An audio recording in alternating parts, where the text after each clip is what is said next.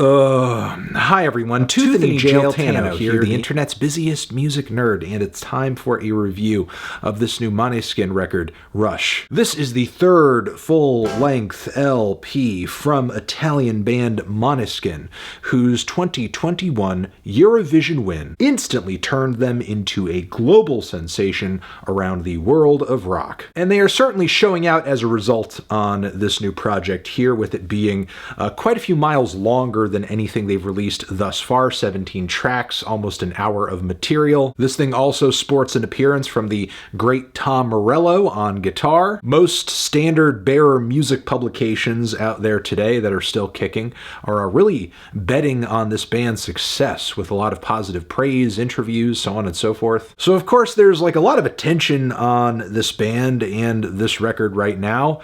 How did it turn out? In my opinion, pretty bad. Yeah, I've been folding this album over and over in my mind for a minute since it dropped, and I'm struggling to find anything super positive to say about it. The production is relatively clean, and the performances from the rhythm section are super tight. I especially love some of the dancier rock passages a la Franz Ferdinand that the band drops into every once in a while. They're certainly a refreshing change of pace from the reductive alt and hard rock riffs that I thought societally we had decided were tired once Jet ran their course in the mid-2000s. I can't say I went into this record with super high hopes, as many of the singles were dead on arrival for me. There's Gossip with Tom Morello that I was alluding to earlier, which features a very C+ guitar solo from him, nothing you haven't heard before. Beyond that, the track is loaded with these really pretentious lyrics that sort of pose the band as rebelling against an inauthentic society that hides its feelings and commodifies everything. But we're literally hearing this message from a band whose first big taste of fame came off a season of Italian X Factor. It's not exactly like they're breaking into the industry to shake things up. Plus, I feel like everybody's pretty openly depressed these days, to the point where it's very profitable in modern media to sell audiences on that mood, especially in music. I don't know where the band is getting this notion that you like have to pretend to be happy to be successful in life or in music, or just to express yourself in a way that grabs attention. We also have the track Mamma Mia, which we know you're Italian, you don't need to come out with a track titled Mamma Mia, it's not a requirement. Your worst Jack White impression vocally isn't really needed either. But yeah, I'm pretty sure there's no law requiring that you title a track like this over there. A mia conoscenza tale legge non esiste. What?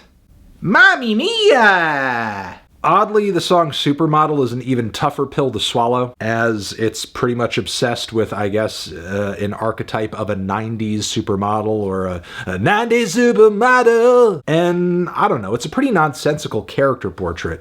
Are we supposed to be in reverence of her lack of inhibitions as well as chaotic behavior? Or are we supposed to be wincing at how much she reads like a pain in the ass? Plus, the one and only Max Martin has his name on the writing and production credits on this thing. I'm amazed he wanted his name on this. I did enjoy the track La Fine, though, which sees the band switching things up in Italian, though admittedly I am afraid to look up the lyrics in fear that it will ruin one of the few songs on this thing I enjoyed, because the writing on this record is generally pretty awful, and I wouldn't necessarily chalk it up to a language barrier either, because the song Mark Chapman is in Italian as well, but still reads like a very odd and surface level portrayal of the man known for shooting John Lennon. Like, there's so little to this track in the way of a point.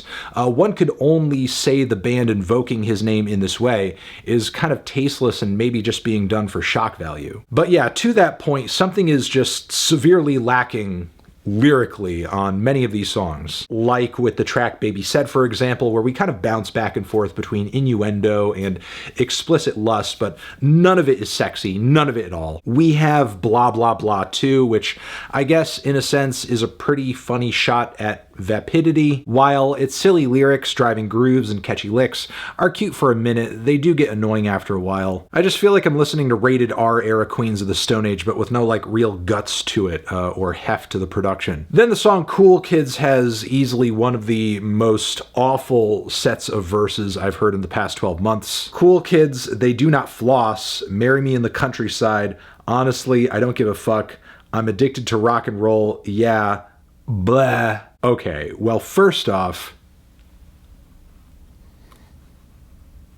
but yeah, with the heavy and dark bass and drums and just screamed vocals on this track, I feel like what I'm getting is a Kids Bop version of an Idols song. And speaking of derivative, the track Time Zone, is this not just an Ed Sheeran track with heavier guitars? Meanwhile, the track If Not For You is a sickeningly awful piece of post-grunge balladry. It's like something Puddle of Mudd would have written. Then Feel is like the second coming of the butt rock aesthetics of the 2000s. I just don't know how we've circled back on this stuff. To continue complaining about the lyrics on this thing, the lovesick obsessions expressed on the track Read Your Diary is just so gross. I feel like my organs are about to liquefy. Beyond that, I feel like the instrumentals and aesthetics on this record are kind of inconsistent and dodgy. It seems like much of the time the band doesn't really know what they want to do, what they want to sound like on this LP. And pretty much every shade of rock music they are capturing on this record is portrayed and explored in such a surface level way, not in a way that certainly feels like distinct or unique. It's like the band has just a very light grasp of everything they're attempting here that just doesn't dig beyond the most basic form or portrayal of that sound. To put it bluntly, the band's style just comes across as very watered down. The song structures on a lot of these tracks are so damn formulaic, you've pretty much got them figured out by the halfway point. And I don't know, when it comes to rock music, even popular, catchy, mainstream rock music, new and old, I just think there's better and more interesting stuff out there, frankly. Kind of feeling a strong 2 on this album, honestly. Transition, have you given this album a listen? Did you love it? Did you hate it? What would you rate it? You're the best, you're the best. What should I review next? Hit the like if you like. Please subscribe and please don't cry. Hit the bell as well. Over here next to my head is another review that you can check out. Hit that up or the link to subscribe to the channel. Anthony Fantano, Måneskin, forever.